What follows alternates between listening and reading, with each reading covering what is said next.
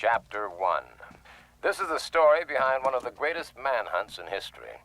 Maybe you read about it, or rather what they let you read about it, probably as some minor item buried somewhere on a back page. However, what happened in that city between May 16th and May 28th of this year was so incredible that to this day the facts have been suppressed in a massive effort to save certain political careers from disaster and law enforcement officials from embarrassment. This will be the last time I will ever discuss these events with anyone. So when you have finished this bizarre account, judge for yourself its believability, and then try to tell yourself, wherever you may be, it couldn't happen here.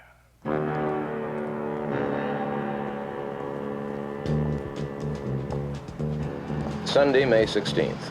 At approximately 2:30 a.m., Cheryl Hughes was standing at the intersection of Casino Center and Fremont Streets waiting for a girlfriend to give her a lift home.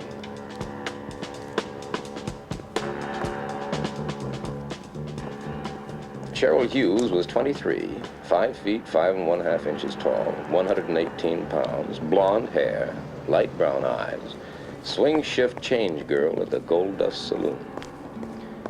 Cheryl Hughes, tired and hungry, but just mad enough to walk the 8 blocks to her small frame house off the corner of 9th and Bridger. Cheryl Hughes, en route to her doom.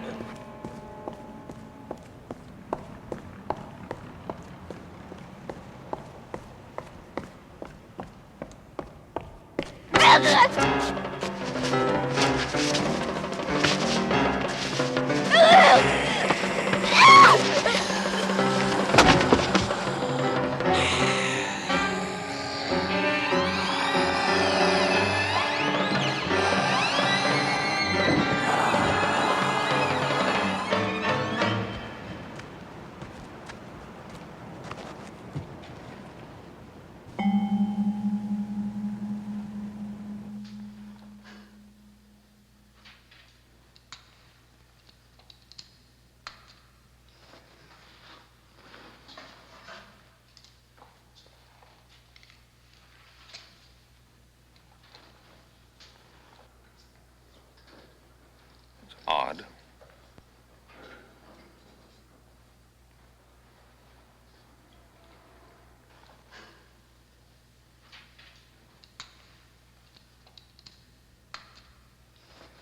No evidence of dependent lividity either. Peel back the chest flap, please. This should do it. It's incredible. Begin the gross work on internal organs. I'm going to phone the district attorney. And don't talk about this to anyone.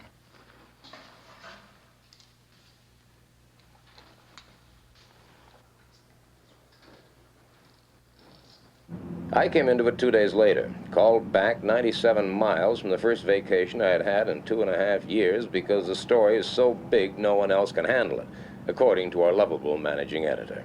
Rumor has it that the day Anthony Albert Vincenzo was born, his father left town. The story may be apocryphal, but I believe it. The only point I wonder about is why his mother didn't leave, too. Good morning, slaves.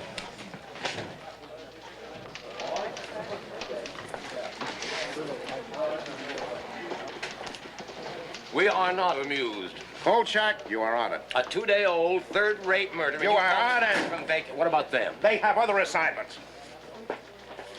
You're beautiful when you're angry. Out. Out.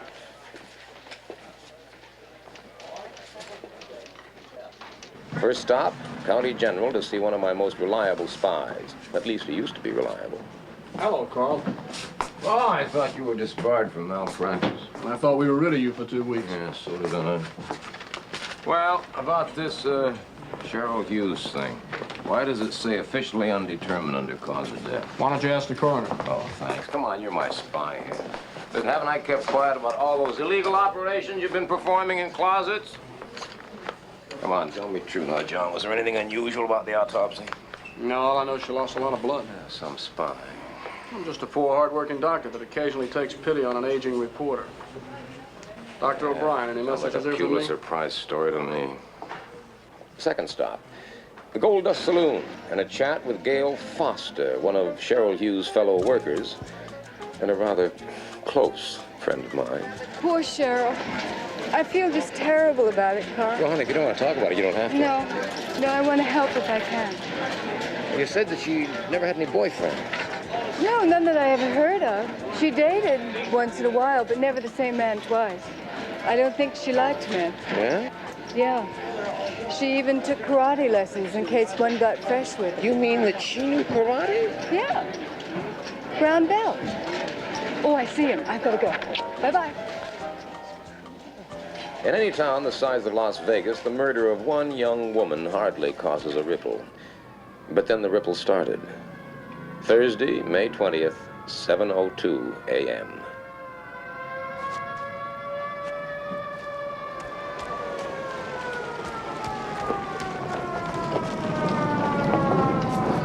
Over there. I didn't go down. I couldn't. Okay. Don, take your statement.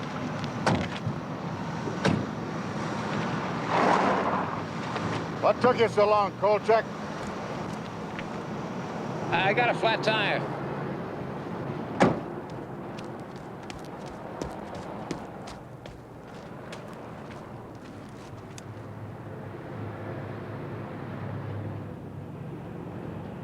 Not a footprint inside.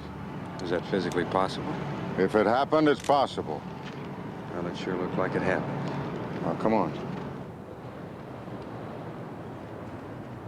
Bonnie Reynolds, 27, divorced, cocktail waitress at the Harem Room Casino.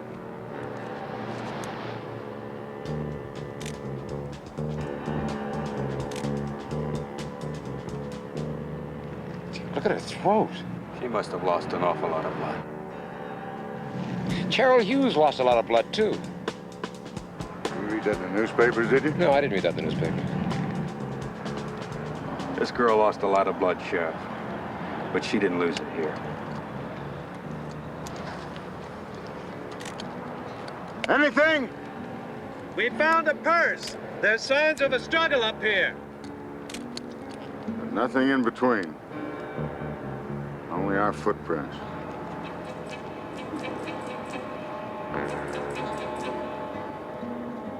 What'd he do, throw her? Who said Bonnie Reynolds was thrown 22 feet into that car? The coroner? I haven't heard about it. Who said this new killing is connected with the Cheryl Hughes murder? The police? Not to me, they haven't. Who said Cheryl Hughes died of massive blood loss? The coroner again? No, he hasn't even turned in his report yet. And who, may I ask, said that a super powerful madman is running loose in Las Vegas? You hearing voices, Kolchak? I did not make up the facts. Oh, I know your boy. Big-time reporter like you condemned to the sticks for those journalistic grooves. I did not make I know up... you'd like a big fat byline on a big fat story so you can pay your way back to a big fat city job. I did not- Kolchak, I expect you to report, not to come up with fairy tales. And Kolchak, quit barking the PD. If something turns up, they'll let us know. Meanwhile, use your head and lay off. Whatever they're up to, they don't want any help from amateur bloodhounds like you.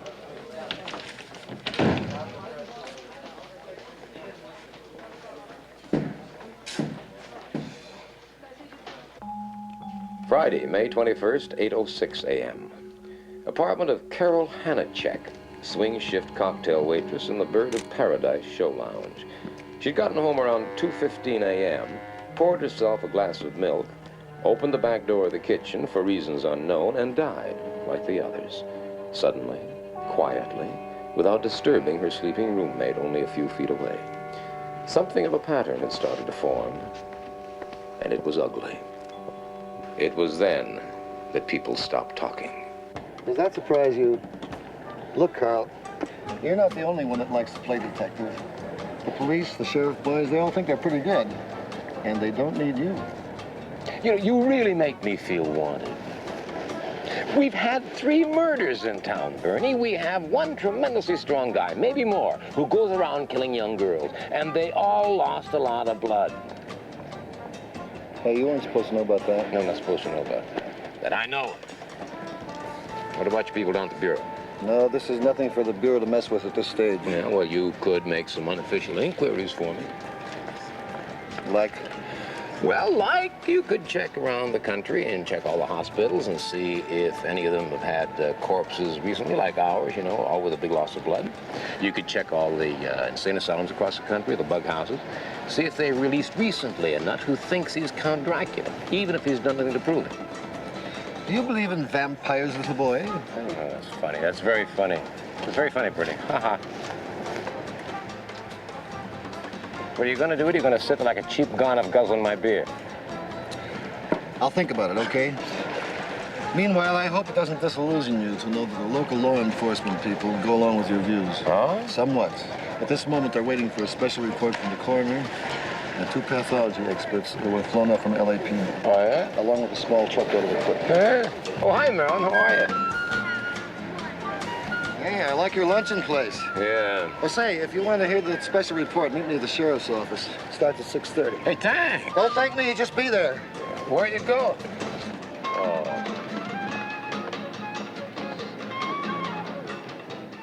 Mr. Kolchak, telephone, please. Mr. Kolchak. Carl Kolchak, telephone, please. Carl Kolchak. Kolchak. Hi, Carl. I just thought you'd like to know I heard the Parkway Hospital was knocked over. Yeah, knocked over for what? Cash, drugs, equipment, what? Blood. That's right. Every container in the place. Their entire stock. What about blood type? Seems blood type and RH factor didn't much matter. John. Can't stop now. See you. Yeah, but...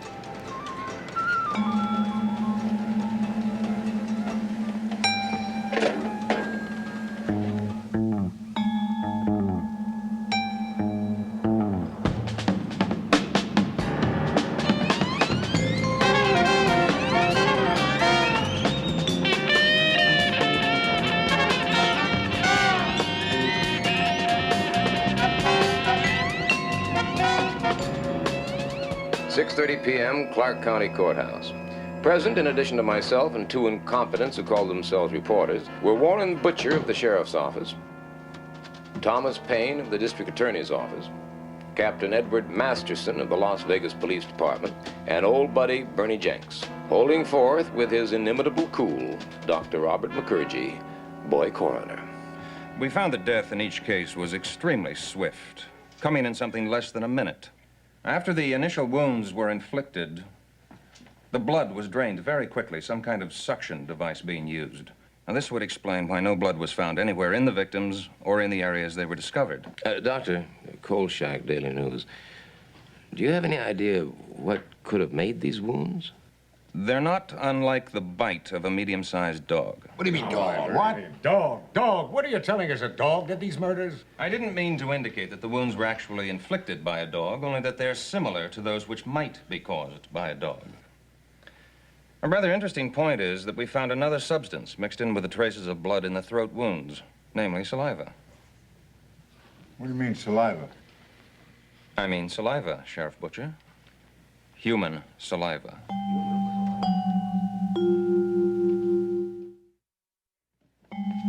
If McCurgy had suggested that the murders were committed by a giant butterfly, he couldn't have made more sparks. Now, what do you mean human? Are you suggesting that each of these women was bitten in the throat by a man? At present, the evidence points that way. However, I couldn't and wouldn't hazard a guess as to motivation. I can only be sure they each died from shock, induced by massive loss of blood. Dr. McCurgy, is it possible that he killed these women by biting them in the throat for the express purpose of drinking their blood? Kolchak, now you're here by the mutual suffrage of us all. Sufferance. What? It's sufferance, Sheriff. Well, whatever it is, just shut up. I'll answer that. There have been cases of people who, through some mental derangement, have come to believe they were vampires. In Germany in the 1920s, there was one fellow who did use his teeth to rip out his victims' Now, we throats. are not going to jump to any conclusions about who or what killed these women. It is possible, you know, to type a person's blood from his saliva. If I were you, gentlemen, I'd look for a very anemic fellow, possibly with some rare blood disease. Well, I don't care what kind of a nut killed these women. But I'll tell you this, he's out there, and I bet he's high on pot or the hard stuff, And he's going to kill again unless he's stopped. Masterson, what have your people got on this Parkway blood theft? Well, the latest is the nurse said she saw something funny out there last night, or early this morning. Seems that a tall, skinny guy dressed as an orderly was nosing around the refrigerated storage area. That's where they keep the blood and the plasma. She didn't think much of it then, but later when she spoke about the guy to the floor super, she was told that there was no such tall, skinny guy on duty there. Description as follows. White male adult. 6'2" to 6'4", thin. About 175 pounds with pale complexion. Dark hair. So we start looking for a man, local resident, or worse yet, some outsider who may not even still be in the area. We'll check the airport, the bus terminal, railroad station, blockade the highways, and if we're lucky, we'll get him. If he's stupid enough to still be hanging around after 3 crimes. Now, you got any other suggestions? Just do it. All right, let's break this up. Thank you, Dr. Thank you, Doctor. Mr. Payne, I shouldn't be too inclined to reject Mr. Kolchak's theory out of hand if I were you. It is at best highly speculative, but not altogether unwarranted. Kolchak. You can throw away that cassette. Now, this vampire stuff is to stay right in this room. Until we have the assailant in custody, we say nothing about these women being drained of blood. There'll be no rumors, no reports in the paper. The official opinion at this time is that the cause of death is undetermined. We don't want to cause a panic. It's bad for police operations. It's bad for the people. And it's bad for business. Thank you for your cooperation. Kolchak, I want to have a talk with you. Now, boys, there's no reason to bother the doctor anymore. I have a prepared statement in my office. You can go back to the lab. Kolchak, you're becoming a real pest. I'll have to have a word or two with Vincenzo about you. You know, maybe one of the other boys at the office should handle this from here on. Keep your nose clean, son. Stay out of other people's business. It's healthier that way. Carl, will you watch what you're saying? You know these guys. You could find yourself out of a job in 86 all over town. That go for you too, Jenks? Oh, boy, who can talk to you when you get like this? Now, listen, I'll nose around unofficially for you on anything you bring me, just between the two of us. But do me a favor and stay away from me for a few days, just for friendship's sake.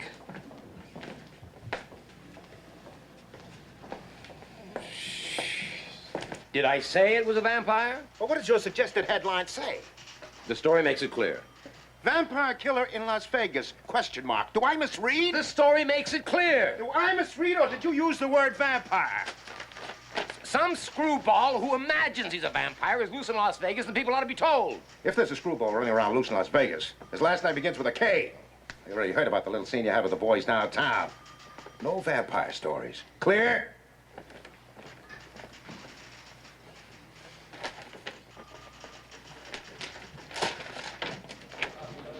How about a special featurette with a border of roses? An interview with the 2 girl victims in heaven with a celestial choir in the background. Ow!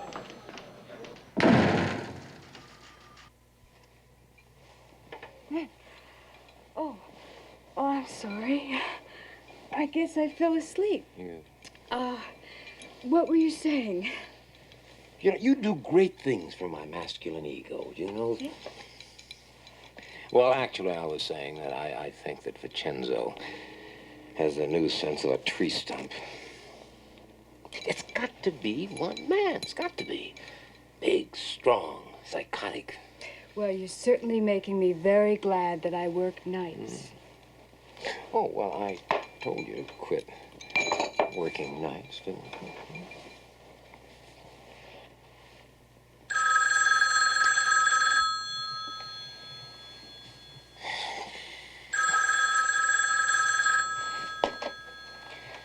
Kolchak.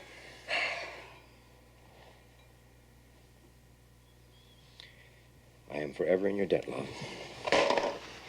What was that? The killer's done it again.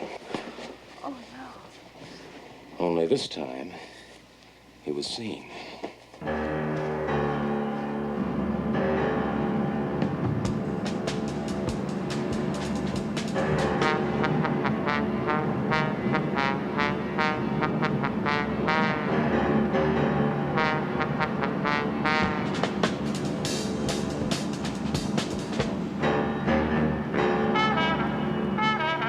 I saw him standing over there. I thought he was kissing her. And then he turned and she fell down over there by the car. He must have swallowed her whole.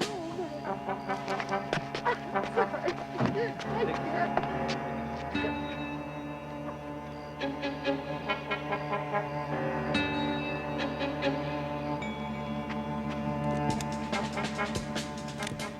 Victim number 4. Mary Brandon, showgirl, 25, 5 feet 8 inches tall, 125 luscious pounds. Less the weight of 12 pints of blood, of course. Well, looks like Bella Lugosi's struck again. Knock it off. It's her daughter. Oops. I'm all right now. Now, the car he drove away in, was it new? No. It was a few years old, I think. It was a maroon coupe. I'll call it in. Barney, may I, Yeah, but take it easy. I'm sorry, ma'am. Kolchak, the Daily News. That was your daughter? My best contact in Las Vegas has always been Helen O'Brien, chief switchboard operator at the county courthouse. Hello, adorable. You're a sadist. Well, I could take it back. Over my dead, plump body. Listen, you magnificent morsel. The DMV is checking on the suspect's car. Now, you couldn't help me in that area, could you? Of course not. Bribed again. Kolchak? No, Bertie. Come on. How'd you like to see the killer's face?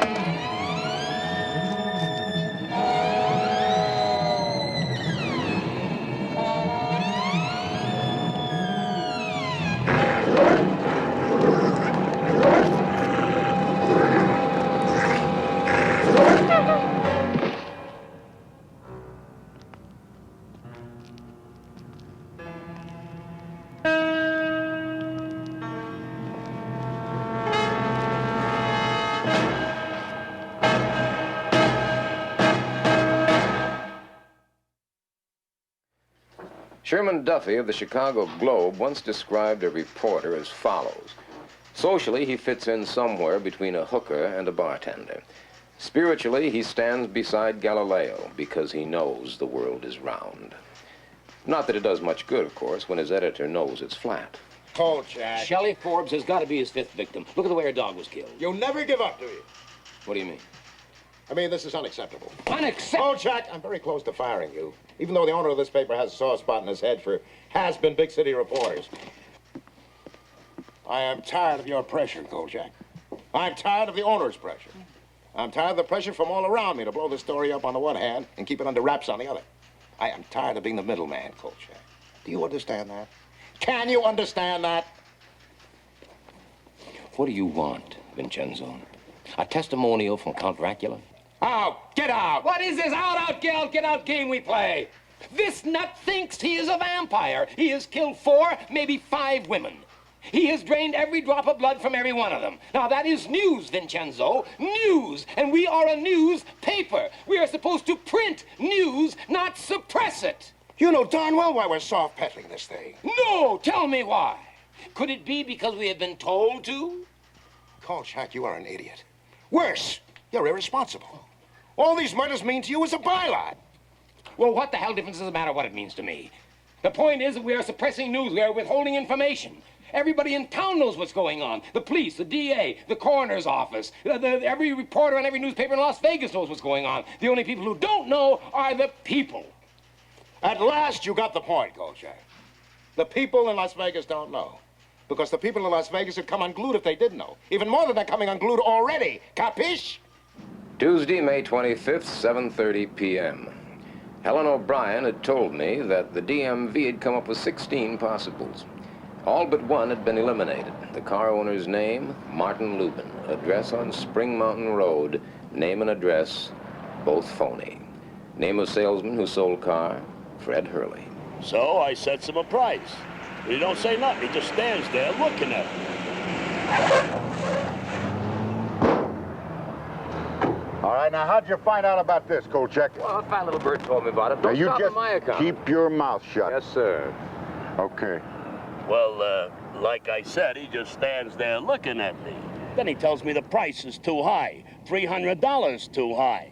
And he keeps staring at me as if daring me to tell him the price is $1,200. Is this fella? Now, stop doing our job for us, Kolchak. That's already been established. Yeah, well, you see, I told him only he had a mustache. Mustache? Yeah. Did you sell him the car? Well, I started to say no.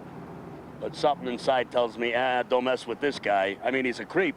With them red eyes and that voice, he's enough to keep a guy from working nights. All my life, I've waited for a story like this. All my life. And when it finally comes, I can't get it printed. Do you know, the holes in Mary Brandon's neck were airbrushed out before they printed the photographs? Yeah. Carl, if you keep going on like this, you're going to get fired again. Let's see, how many times has it been? Twice in Washington, 3 times in New York, twice in Chicago, and once, or was it twice in Boston? Huh. I'm becoming extinct in my own lifetime. Homo nous hocus, natural habitat, a pool of sour mash bourbon. You know, I really ought to light a candle to Ben Hecht. Here. You ought to quit your job, you know. And you'll support me? Well, oh, come on, honey, I'm serious. That weirdo's hit 5 girls, and they were all night workers. 5? Yeah, 5. Oh. Yeah, a girl named Shelley Forbes is missing, and I'll bet my bottom dollar she's victim number 5. Yeah, you know, you are insured pretty good there. Carl, I've been doing some thinking. Oh, what do you know about vampires? Well, only they wear dinner suits and talk with marbles in their mouth. Oh, will you please be serious? Watch my natural habitat, darling.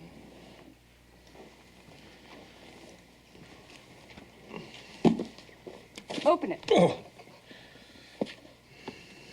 Everything you always want to know about vampires, but we're afraid to ask.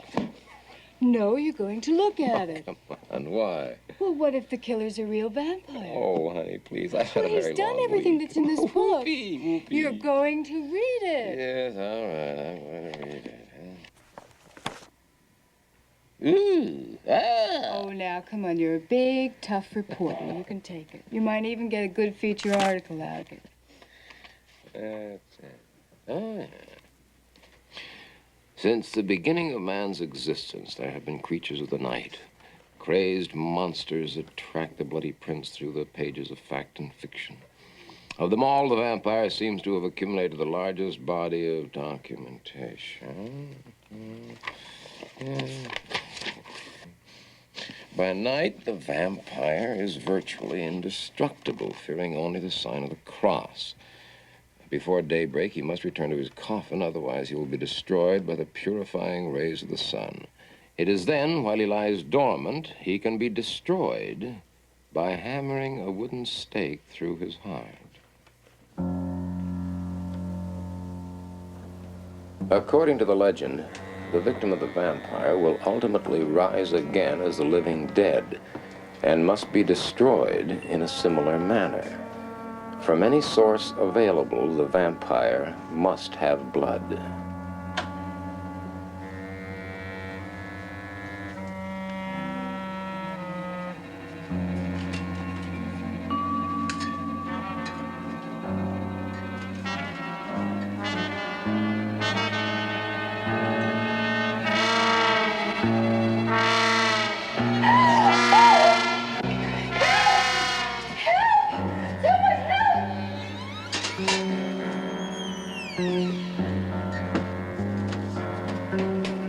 He's in there.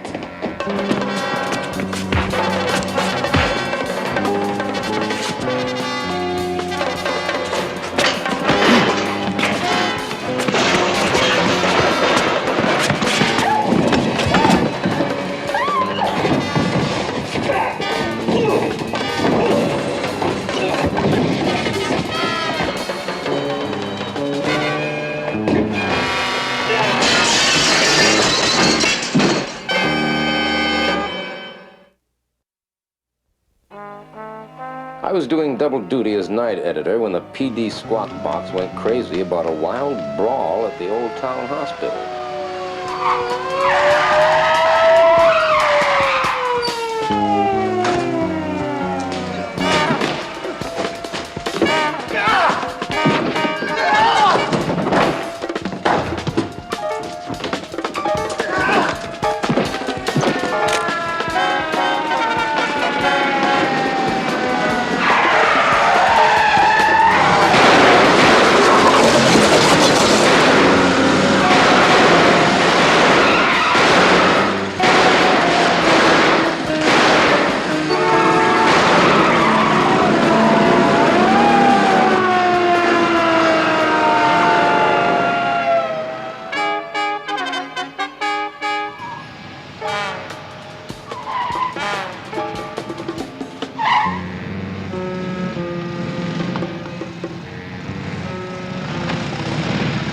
Thursday, May 27th, 8:20 a.m., and things were rolling. Our morning edition hit the streets, recapping all the action at the hospital. The TV people, as usual, had missed out completely, and the radio stations were literally reading our copy on the air.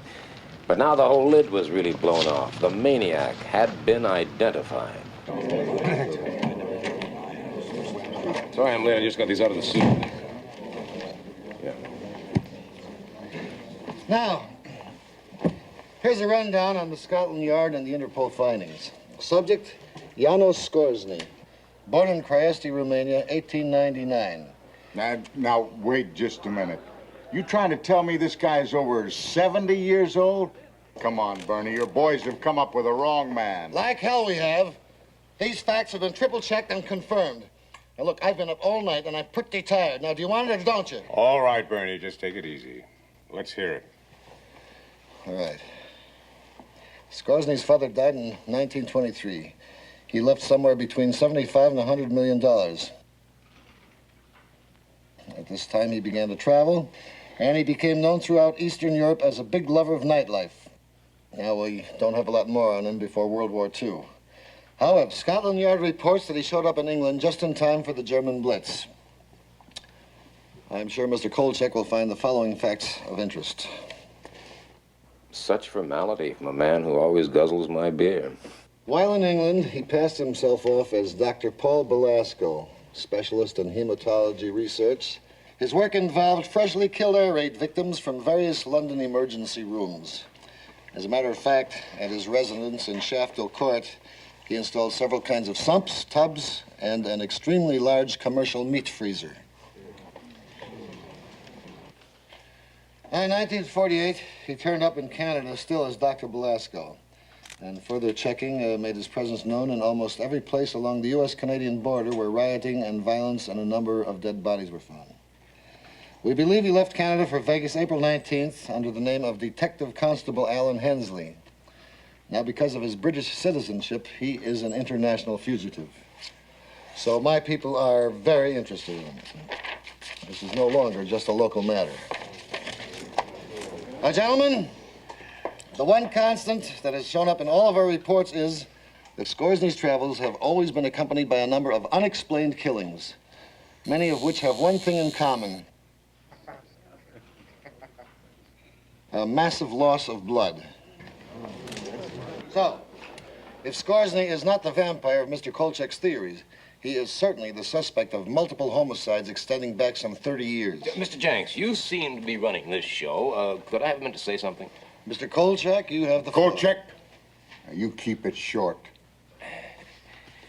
I was at the hospital yesterday, and a lot of things were happening that you just simply cannot explain away. Sheriff, your own men shot at him, some at point-blank range. How come it didn't even slow him down? How come a man over 70 years old can outrun a police car? How come this same man, when slugged in the head, doesn't even bleed? Now, I saw those gashes in his head, and whatever was trickling down from those wounds, it was clear. It was now this not guy's blood. got a motor mouth. Can't we shut him up? No, let him hang himself.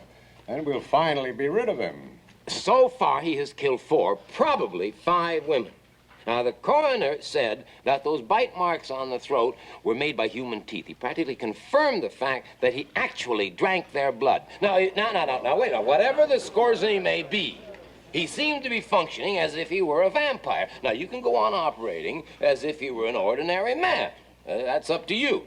But I know that the only way you're going to get him is if you proceed under the assumption that he's a real live vampire. Now, the research that I've been able to find... Wait a minute, Kolchak. Have you lost your mind?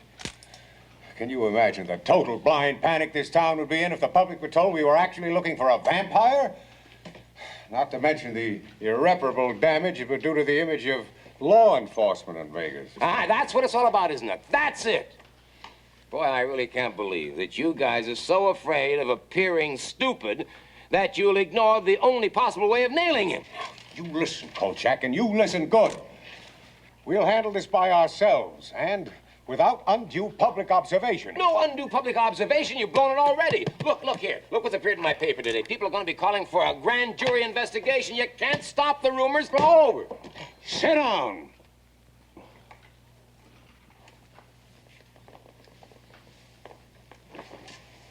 I don't care what's been printed in the newspapers. This man is still classified as an ordinary maniac, and he'll be settled by standard police procedures. Oh, boy. And you better start cooperating with that fact, Kolchak, or you want to get your pushy-tushy kicked right out of town. You dig? Yes, sir, I dig. But just remember, the next time you blow it, who's got the answers, sir? All right, Ed. Let's get on with it. What have you got? Well, 2 departments combined have 650 men on full-time duty. All leaves are canceled, and everyone's working a 16-hour day. Our chopper is going from dusk to dawn. We've got unmarked cars patrolling the casino center and the strip. All roads are blocked, and we're receiving complete cooperation from the highway patrol and the Jeep posse. You got it? Got it. Repeat. What did I say? Show every real estate agent in town a picture of this guy's puss and ask them if they sold a house to anybody that looks like him. Good boy, you got it. Now get going. Now, wait a minute. When did I lose this last dollar? Mickey, has the idea of winning ever occurred to you?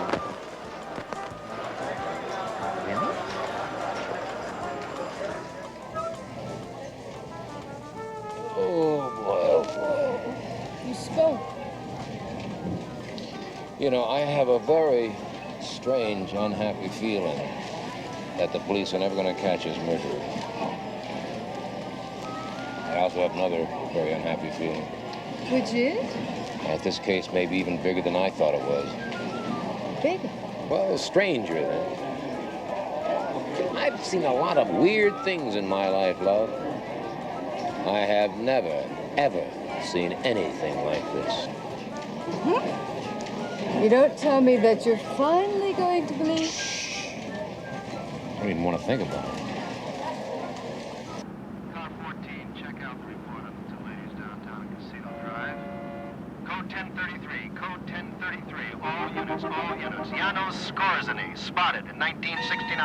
green unpaneled station wagon. Intersection OK and Hustles. ID confirmed.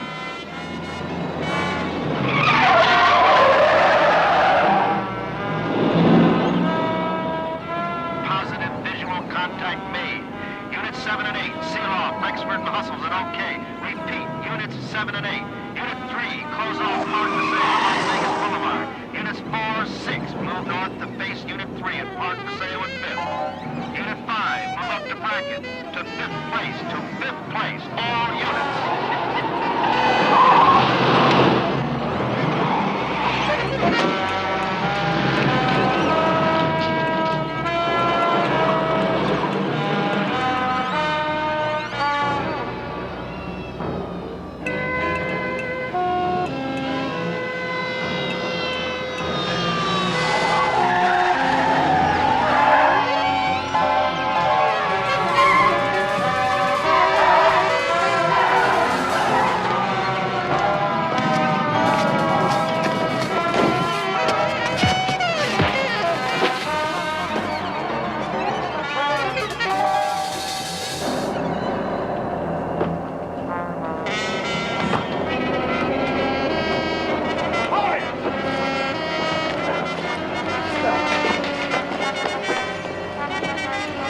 Get up.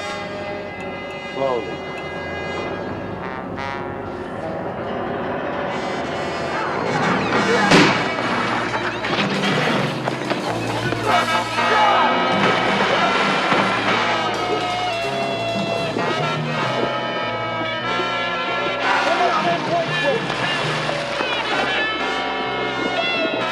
He's holding the cameras down.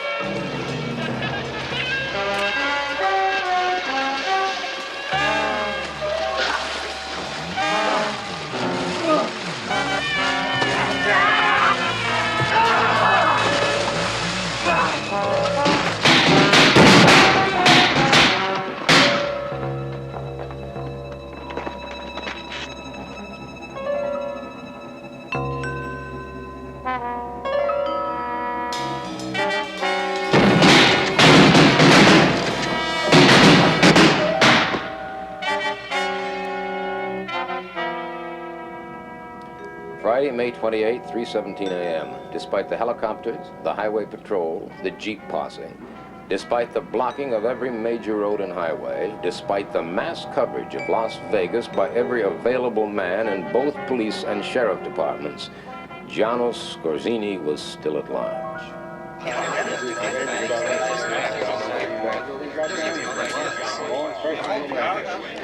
The courthouse conference room had been a scene of chaos for more than 3 hours now. Messages were still flooding in from every outside unit. Every available man who had taken place in the capture attempt was being debriefed. At the hospital, 2 officers had died and a third was hovering on the edge. Reports on them were still coming in as the greatest manhunt in the history of Las Vegas continued in vain.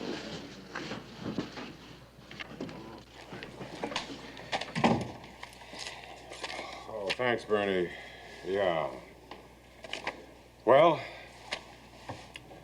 what are we going to do? Now, are you willing to listen to my insane ideas? Kolchak, get out of here. Warren, hold it. Kolchak, you were there, weren't you? Yeah? Every man we've questioned insists not only that Scorzini was possessed of incredible strength, but that he was shot more than once during the capture attempt. Oh, I'd say it 30, 40 times. I'm sorry, I'm not buying that. Captain, you have 2 choices. Either he was shot, or your entire police department is blind. Ed, let's admit it. We had the man, had him cornered, and we couldn't hold him. Let Kolchak have his say. Before I do, is it agreed that in return for my help, you will grant me the exclusive rights to the entire story? Well, let's say it's agreeable if we decide to follow your suggestions regarding the suspect. Fine, because if you don't follow my suggestions, you're going to be chasing your suspect till doomsday. Kolchak, Just get on with it. Of course.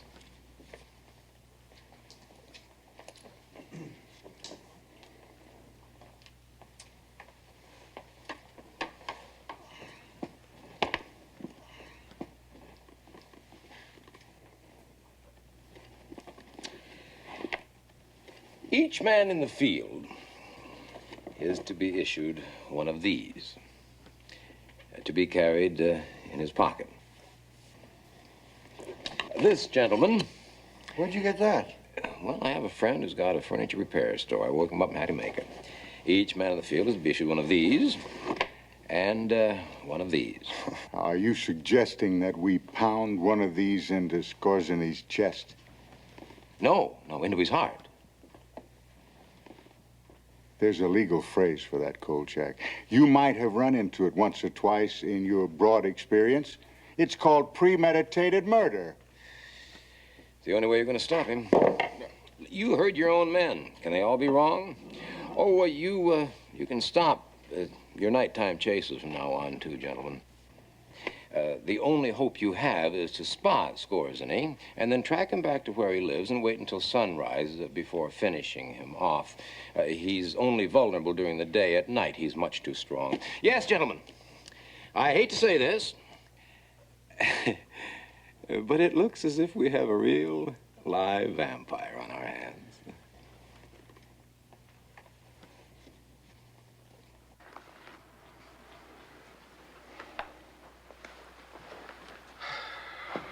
Ed. Yes, sir. Warren. Yeah. Tom, I'd like to be in on this, too.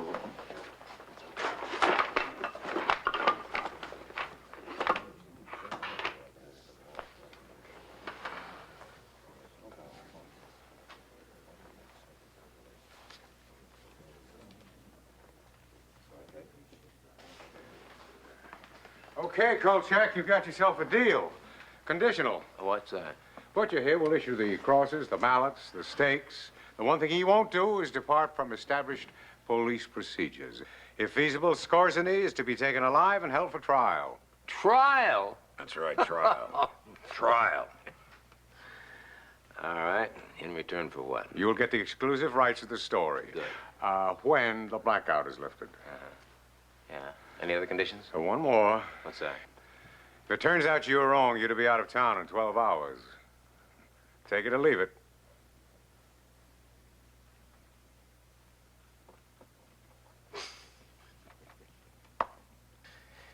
All right, I'll take it.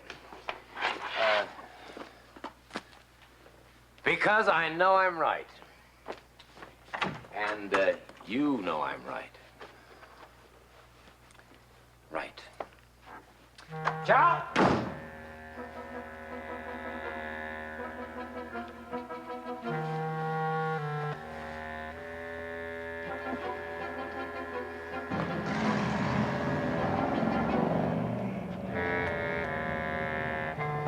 I'll take Manhattan, the Bronx and Staten Island, too. Watch out, you great, big, wonderful Big Apple. Kolchak's coming back. Yeah! There's Manhattan's coming here. What if I get to rain?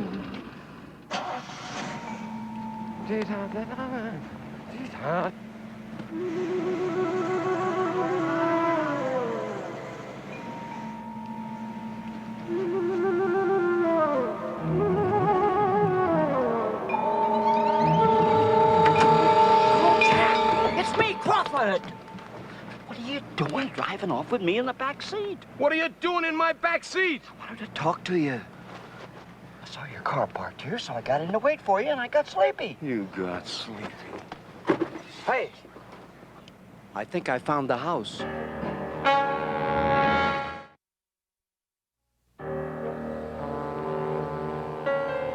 I told Crocker to give me 30 minutes before telling Jenks where I was. That way I could get to see the house alone for a while and also keep the police from arriving before dawn, which I knew they'd do if they got the chance, no matter what I told them.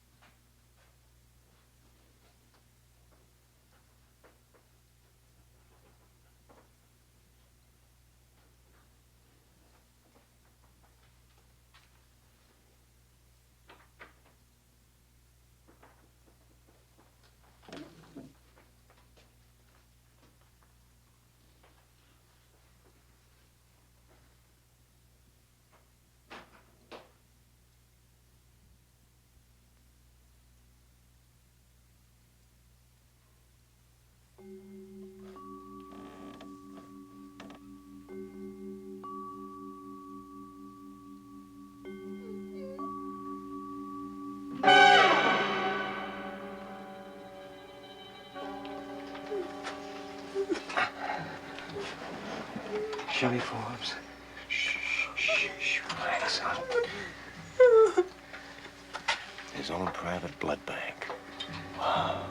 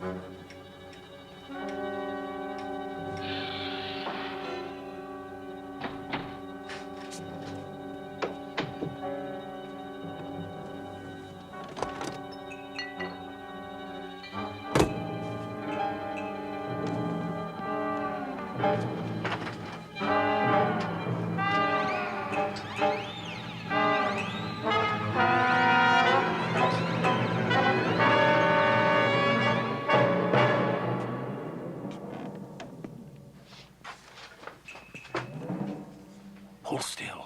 It won't stick.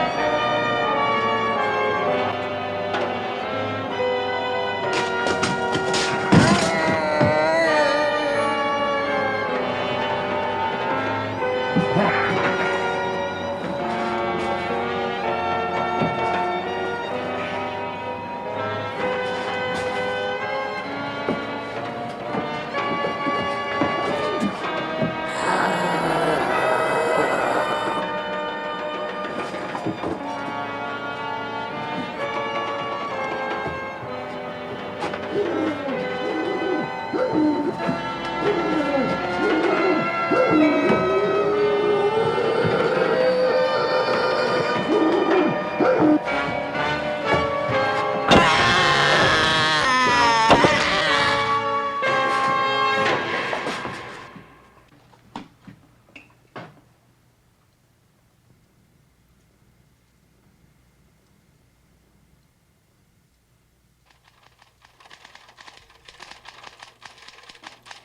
you think they'll print it? I know they will. We've got an agreement. Hey, you look kind of tired. Do you want me to drive you to the office? Go on, Hushabye. Hushabye. What? Yeah, but I want to finish this in time for the special edition. Hey, why don't you stop working nights Oh, Carl, not that again. and marry me? Yeah, well, you're a good cooker and a good kisser. Why not? Oh, baby, you're gonna love New York City. Honey, after this story hits the news services with my byline on it... Us married? Yes, us married! Don't look now, baby. But Kolchak's coming back in style.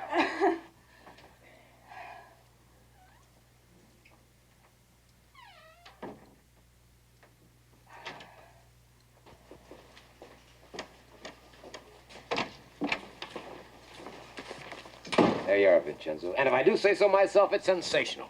I'm sure it is, Carl. You're gonna put it in the special edition. Right. Yeah, with pictures. Uh-huh. Yeah, and the news services. Okay, fine. What's got into you, Vincenzo? You sick or something? I think this is all fine, Carl. Fine. Jenks has been trying to reach you. Yeah, what do you want? He wants to see you over at the DA's office. Why don't you run over there now? Yeah. Kolchak.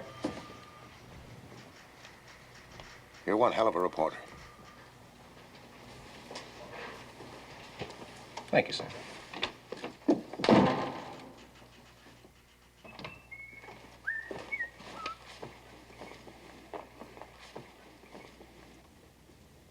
And a bright good morning to all of you.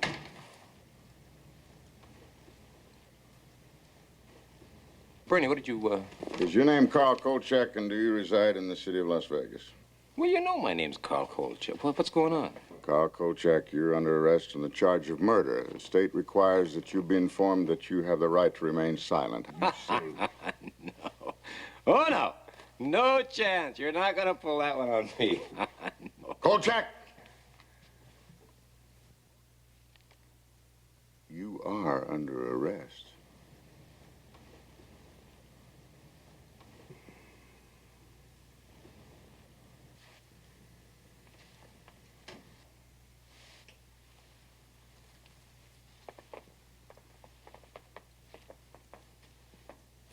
All right, Payne, just what kind of a dirty deal is this?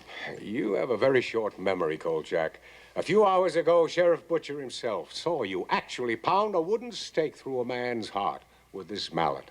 A man wanted for questioning. Questioning, mind you. He hadn't been arrested. He hadn't even been charged. You broke up our stakeout, and after we were kind enough to invite you to go along, you just charged in there in front of us and killed Janos Skorzeny before we had a chance to do anything. Well, you were even ranting and raving about this Skorzeny being some kind of a vampire, and you had to save the world. And that, Mr. Kolchak, is murder one. Now, if you plead insanity, you might get lucky, but I promise you this. You'll be committed to an asylum for the rest of your life.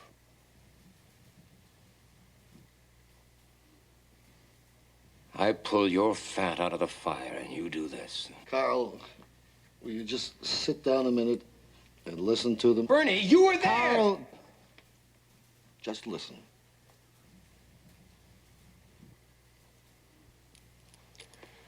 This is your story, Kolchak. It's already being printed. This morning, shortly before sunrise, Las Vegas sheriff deputies under the command of Sheriff Warren A. Butcher, 45, surrounded the home of Janos Skorzeny, a fugitive from a federal warrant, and in a pitch-gun battle were forced to kill him. Never. You'll never get away with it. What's to stop me? You're gonna stop yourself, Kolchak.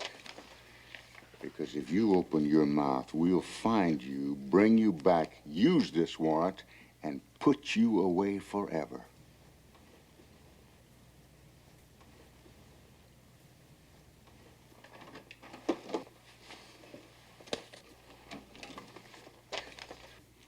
him up, Kolchak.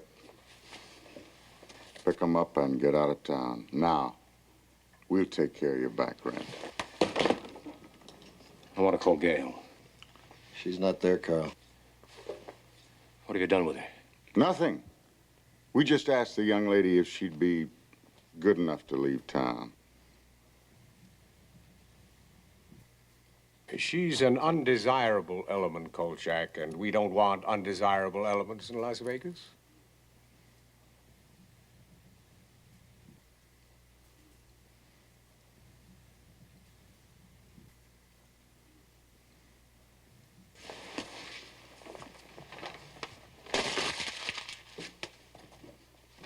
Carl,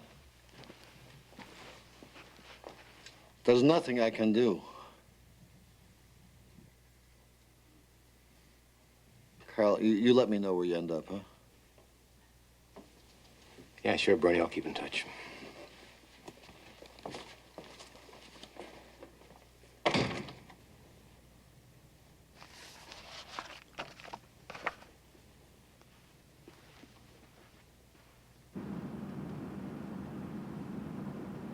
So all the loose ends had been gathered together and tied into a pretty knot right around the neck of guess who. After I left town, I began putting notices in the personal columns of newspapers from San Francisco to St. Louis. Until I ran out of money, that is. So far, I've received no answers, but I'll keep trying, even though I don't think I'll ever find Gail Foster again. Maybe it's just as well. So that's it. The book's finished, and now you'll have to judge for yourself. I must warn you, however, if you try to verify this account, you will find it quite impossible. Item, in Washington, D.C., there was no longer a file listing the suspect under his true name or any of his alleged aliases. Item, in Las Vegas, all of those who were involved have either left town, aren't talking, or are dead. I haven't had a decent night's sleep since all this happened. And now you might find it difficult, too. Because there is still one fact that cannot be buried. After the death of Janos Skorzeny, he and all of his victims were immediately cremated. Why? Remember the legend? All those who die from the bite of the vampire will return as a vampire, unless destroyed first. So think about it and try to tell yourself, wherever you may be, in the quiet of your home, in the safety of your bed, try to tell yourself, it couldn't happen here.